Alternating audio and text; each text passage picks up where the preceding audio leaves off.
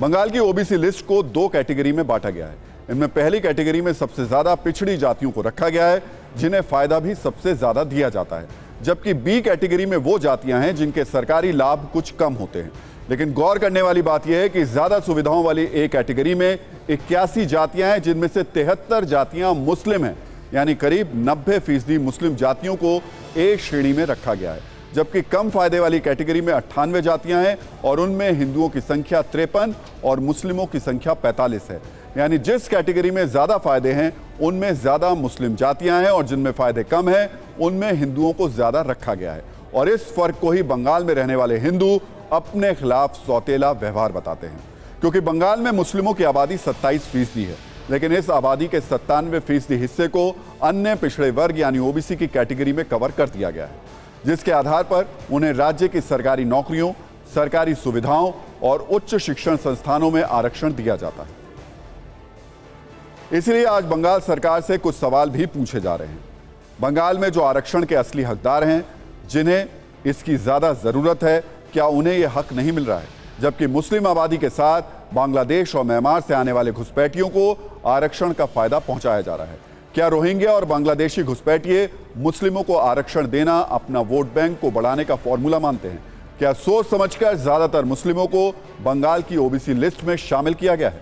क्या इसी ओबीसी आरक्षण का लालच देकर हिंदुओं को मुस्लिम बनाया जा रहा है?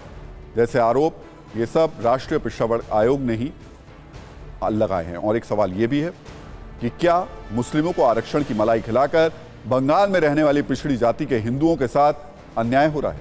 बीजेपी इसे ममता बनर्जी की तुष्टीकरण की राजनीति बता रही है, तो टीएमसी का कहना है कि ओबीसी कमीशन के दावे बीजेपी का एजेंडा है। इन आरोपों से बंगाल में सियासत की नई चिंगारियां निकल रही हैं, जिस पर हमने आपके लिए एक छोटी सी रील तैयार की।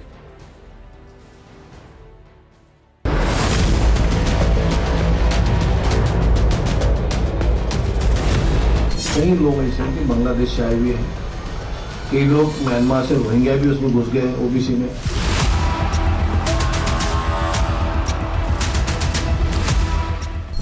यहाँ पर सब हिंदू, मुस्लिम और जो क्रिश्चियन सब मिलके यहाँ पर डेवलपमेंट का पॉलिटिक्स होता है।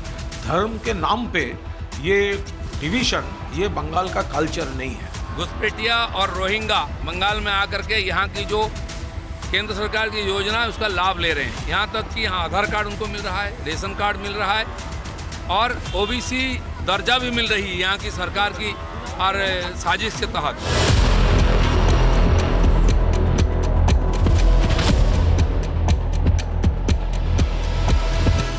दुर्भाग्यपूर्ण है, विदेशी नागरिकों को आप सेफ रूट बनाकर भारत के अंदर उनको नागरिक भी बना रहे हो और उन्हें वो लाभ जो ओबीसी के लोगों को मिलना चाहिए था वो लाभ दिला रहे हो। इसकी जांच होनी चाहिए।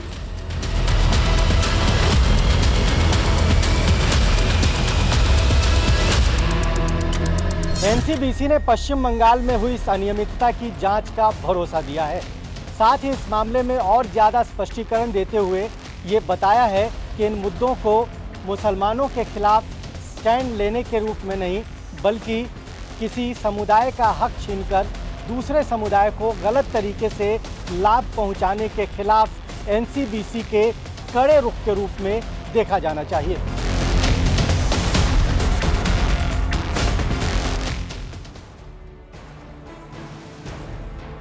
आज सत्ता की कुंजी तैयार करते वक्त हमें एक और दिलचस्प जानकारी मिली। 2010 में बंगाल में लेफ्ट सरकार ने अति पिछड़ों के लिए 10% आरक्षण जोड़कर ओबीसी कोटे को बढ़ाया था। उस वक्त मोस्ट बैकवर्ड लिस्ट में 56 में 49 जातियां मुस्लिम समुदाय से थीं, लेकिन ममता के आने के बाद ओबीसी कोटे में शामिल मुस्लिम जातियों की संख्या पहले 99 और फिर 118 हो गई। इस तरह बंगाल में रहने वाले करीब 97% मुसलमानों को ओबीसी कोटे वाली चादर में लपेटकर उन पर सुविधाओं का मरहम लगाया जाता है। इतना ही नहीं, असम, उत्तराखंड और केरल के बाद पश्चिम बंगाल देश का चौथा ऐसा राज्य है जहां 2001 से 2011 तक मुस्लिम आबादी में सबसे ज्यादा 1.8% का इजाफा हुआ। और राजनीतिक पंडितों के मुताबिक बंगाल में यह सब कुछ सिर्फ संयोग नहीं, बल्कि एक प्रयोग है।